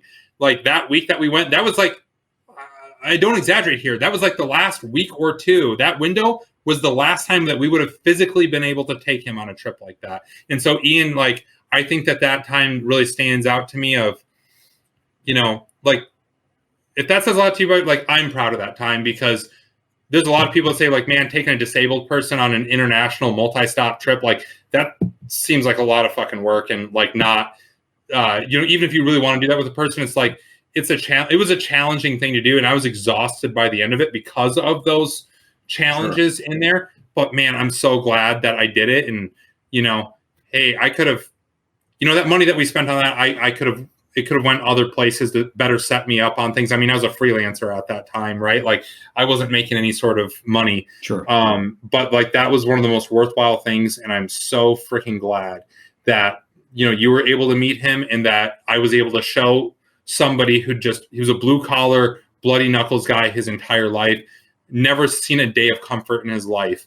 And to be able to take him on a trip like that is like, I'm just so glad it happened. That's really, amazing. I am. I'm just so glad. I'm glad you brought it up. It's not a touchy subject. It's one thing that I look back on often, and I'm just so glad that things just happened to line up to be able to do that. That's family. Family is important, and that shows you and your family. You're whatever I see the pictures. You have a strong belief in family, and that's I think that's the biggest, most important. I tell people that are getting out or going in, just never forget who your family is.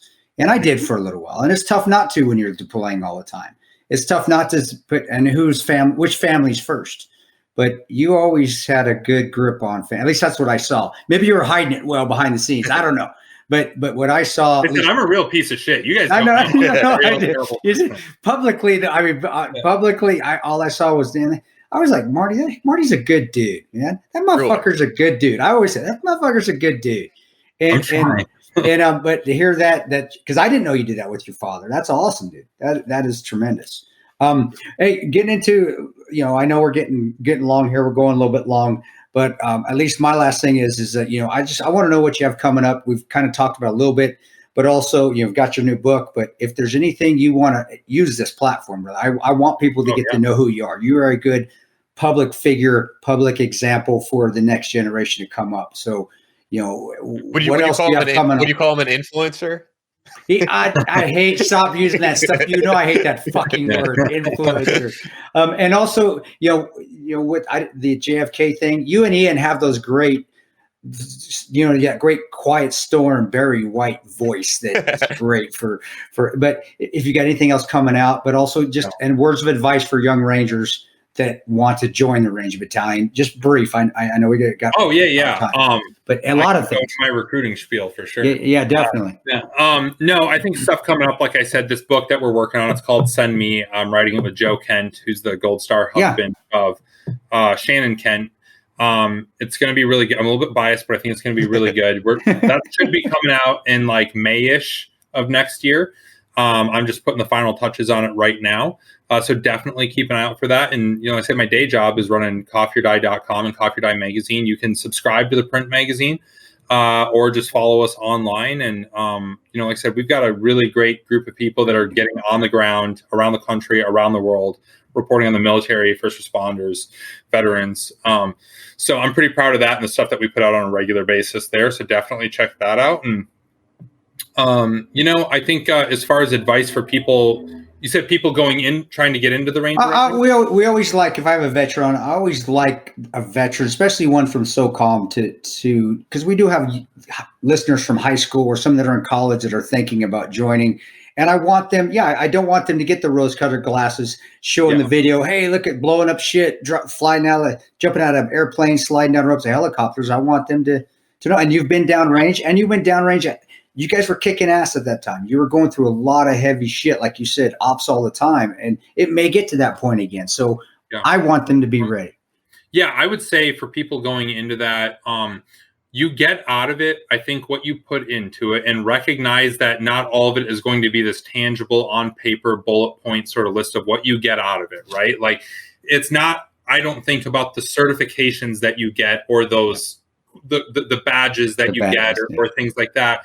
I think that when I think about some of the things that's really valuable for me right now, the ability to plan, right? So when you're annoyed about having to write another op order or go through this planning process that seems overly complicated and like a waste of your time, recognize that you're learning things during that. You're learning what right looks like. You learn something from everybody. Sometimes what to do, sometimes what not to do. Yep. So you're always learning, always be learning in that environment. There's going to be times where you're stuck on staff duty or CQ or you're pulling guard, in a dugout trench or whatever in infantry school or whatever.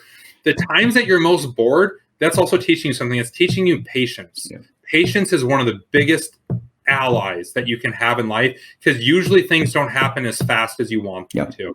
And if you can have some patience and know when to take tactical pauses, you're going to be much more effective in your efforts and much less stressed out, I think. I think you're much less stressed out if you just realize that you need to let the situation develop in almost any facet of life. So recognize that the things that, like, yes, you'll learn how to shoot guns. You'll learn how to build a breaching charge. You'll learn how to put a stick of jumpers out on static line operations. You'll learn how to do that stuff. Not all of that on its face translates to life after the military. And there will always be life after the military. Yep. It's a young man's game. At some point, you will quit playing that game. Yep. Unless you're Billy Waugh, in which case you will do it for the rest of your life. But he's the exception. But so recognize that you need to you're there to serve your country. It's not what your country can do for you, right? It's like what you can do for your country. You're there to serve your country, but recognize what you're learning, and don't, when you leave the military, then just throw it all aside. So go into it knowing that you're here to learn, that you're here to serve your country, and that you're there to soak up all experiences, good, bad, or otherwise. Bad things will happen. Good things will happen. They will all help you become the person you want to be or should want to be. And that's a good thing. So, outside of that, be very wary of how many 800 milligram ibuprofens you're throwing down. Like, eat something with that. It's going to tear your liver up. Yoga is a good thing. Flexibility is a good thing for your body. Use that foam roller. Use that lacrosse ball. Just because you're 20 and bulletproof doesn't mean you're always don't put all of that responsibility on your chiropractor 10 years later. Do a little bit of work while you're in, and I think that there's the typical things like, don't quit, you'll never forgive yourself. Don't quit. Don't, know when something's not right for you though. You know what I mean? If you go in, you hear about a lot about this from guys who go through like the 18 Delta course or to go be SOCM medics. Sometimes you get to a place and you figure out, man, I'm not meant to be a special operations medic. I'm not right for the medicine world. Doesn't mean you're not right for special operations. You're just maybe not right. Know when to say, I need to make a pivot. Just like with me running my business, right? I thought I wanted to be an entrepreneur and this business leader and all. My true thing was storytelling, is writing. That's what it was. It was always right there. Be aware enough of yourself and constantly be doing a self-scout, right? And recognize when you need to make a pivot in life, both in your military career and even as you're going through the process of joining, be real with yourself. Look, if you're not somebody that's already motivated to get up and work out every morning,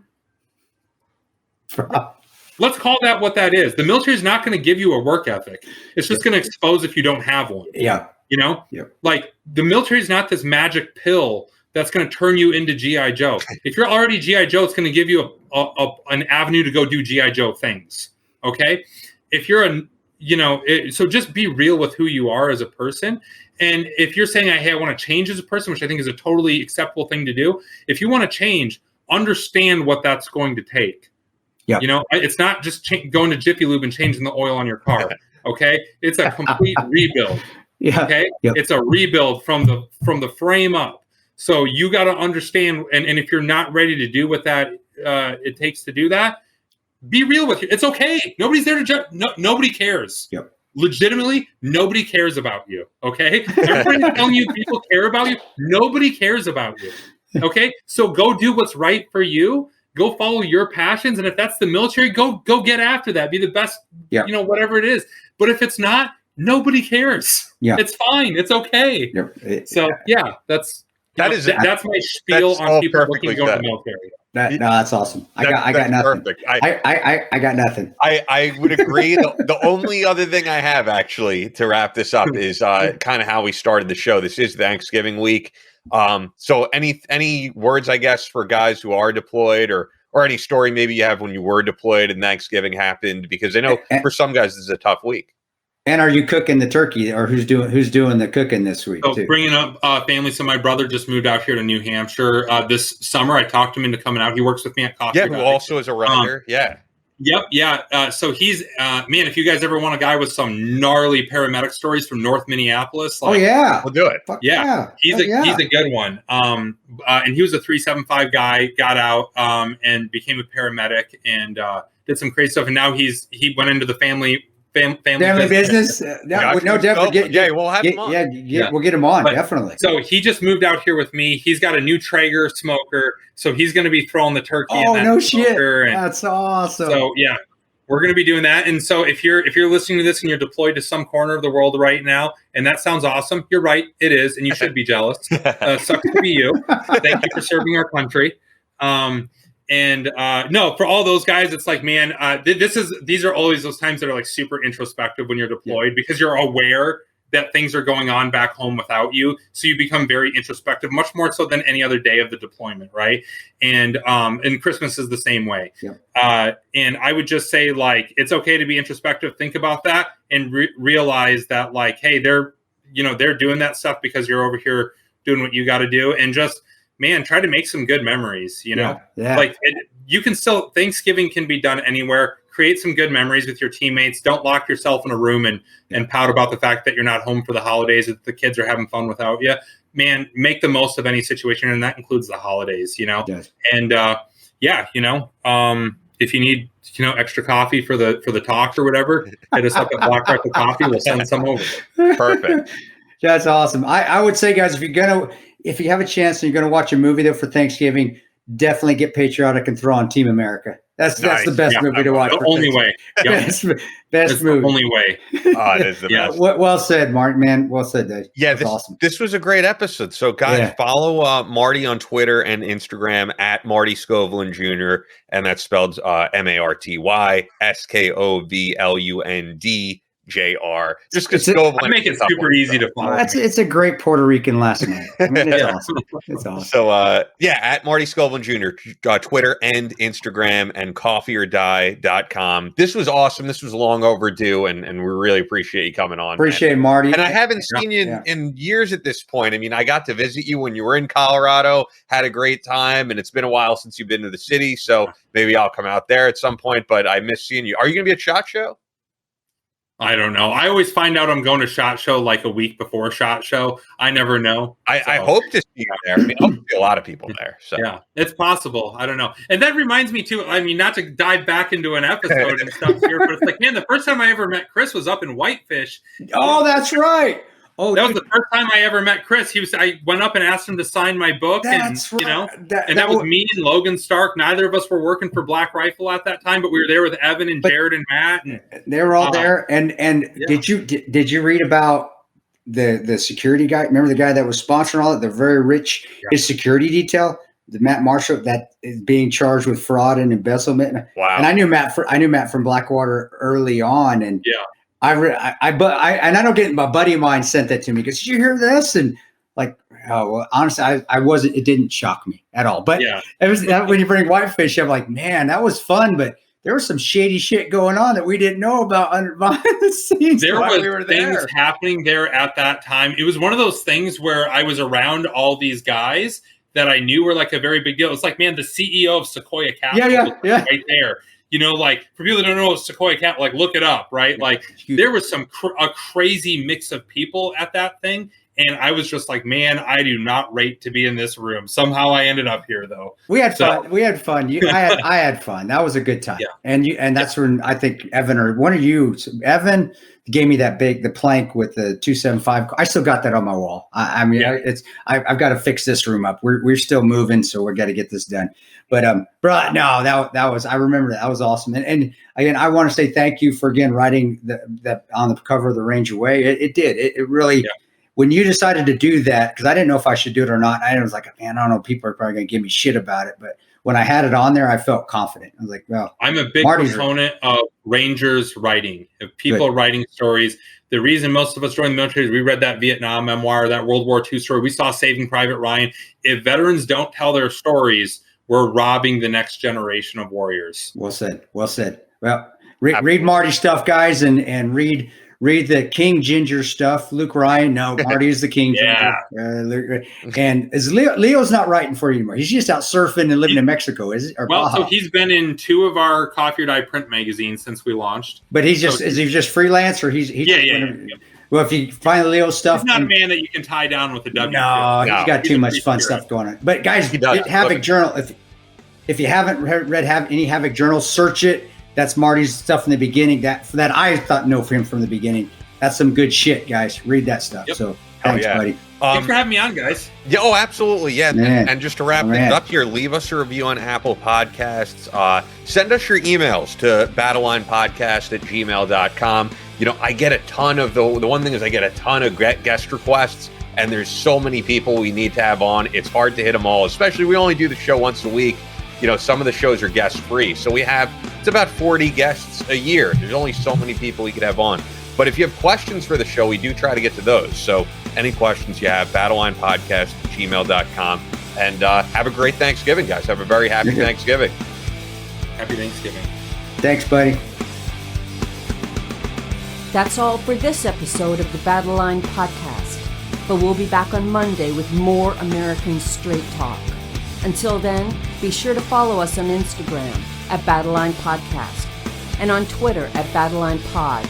To sign up for future Battleline tactical courses, go to www.christantoparanto.net. Believe in yourself, face all challenges head on, and as always, never quit.